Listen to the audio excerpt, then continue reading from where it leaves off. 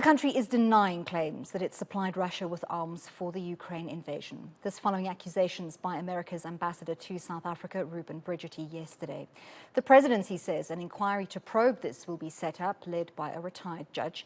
For more on this, we're joined now by Associate Professor of African Politics at Unisa Everisto Benyera. Thank you so much, Professor Benyera, for speaking to us this evening. It's certainly a very worrying situation. We saw the effect on the exchange rate yesterday. We've seen backlash from countries all over the world as this news item dominated headlines, painting South Africa in a very, very negative light, even though, to our knowledge, there's no evidence of any arms deal yet.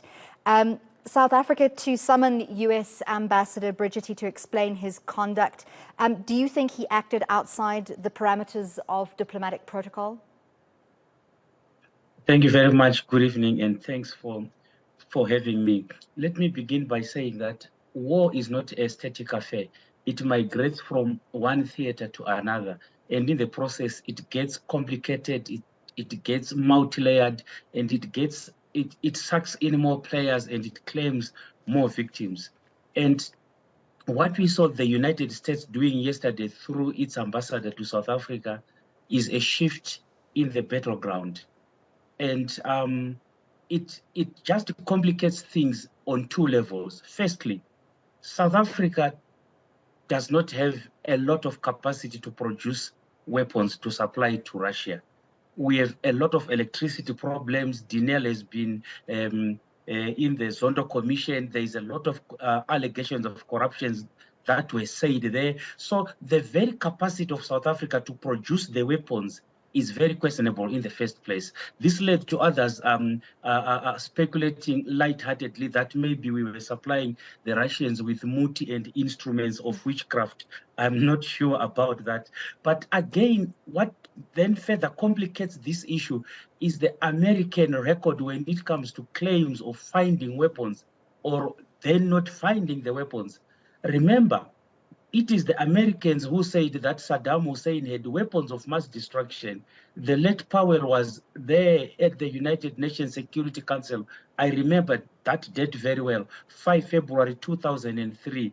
And he said, my colleagues, I'm quoting him here, word for word, my colleagues, every statement I make today is backed up by sources, solid sources, he said. There are no assertions.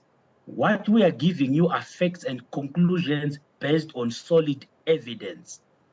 Now, the United States, this is more than 20 years ago in 2003, they still haven't provided that evidence for the weapons of mass destruction that they claimed Saddam Hussein had. So for us to believe them that they saw something similar in South Africa today, and that the ambassador has got solid evidence, it just makes for some uncomfortable reading, never mind the megaphone diplomacy that he then went for, which in my view was just meant to whip the South African public into a frenzy, the way that they did when they warned us that there was going to be a terrorist attack, I think in late 2022 in Sandton. So there are a lot of gray areas on both parties, both South Africa and the United States, and we hope that the truth will come out very soon.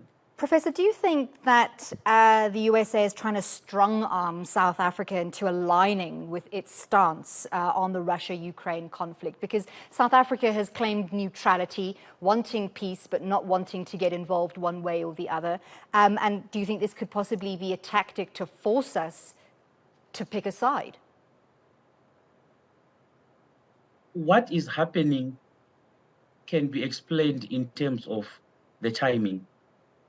There is something that is called the AGOA. There are negotiations that are going on right now, or they should be starting very soon.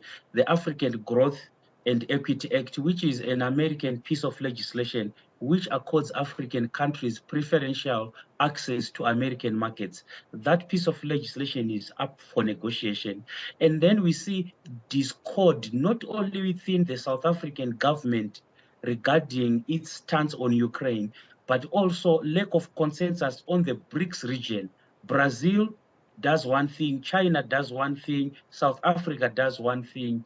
And what I can assume is that the United States is going for South Africa as the weakest member of BRICS to try to get to Russia through the United States. And this may be evident of the fact that the South African position of neutrality is being effective, leading to the desperation on the side of the United States. Then the question that arises is this another deliberate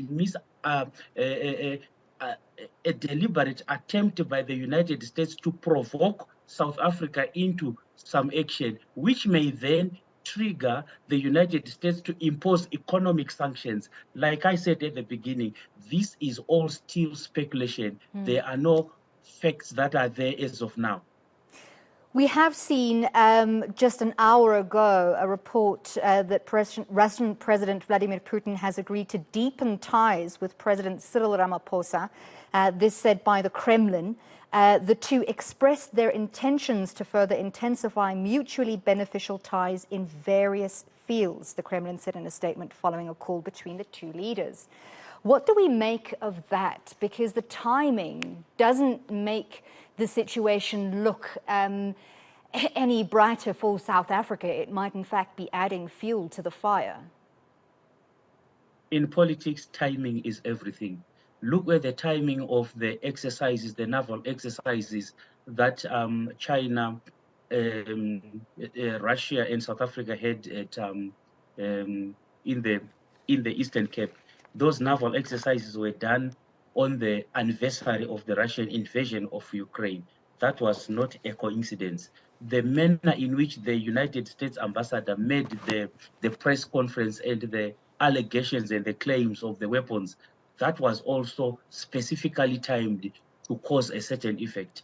And the resultant communication between the Kremlin and Pretoria is, in my view, meant to assure South Africa that no matter what consequences you may face from the United States and its allies, Russia will stand by you throughout this period. I must hasten to say that in all this milieu, the burden of proof is on the United States to prove that this is what the South Africans supplied to Russia. As long as that proof has not yet been supplied, everything remains very speculative. But again, another complication is that diplomacy plays out in many fields, at many levels, and in many scenarios. This could be a deliberate choice by the United States to go with this type of diplomacy, which others have called megaphone diplomacy, in order for them to get maximum effect so that they can drive their point home that any country that takes the example of South Africa of being neutral, this is what will befall you. Unfortunately, while you say the onus of proof is on the US, some of the damage to South Africa has already been done. We've seen the Rand jump to above 19 Rand to the dollar, so huge damage to the South African economy already. But we really do appreciate your insights into this very complex issue. Professor Everisto Benyera from the University of South Africa.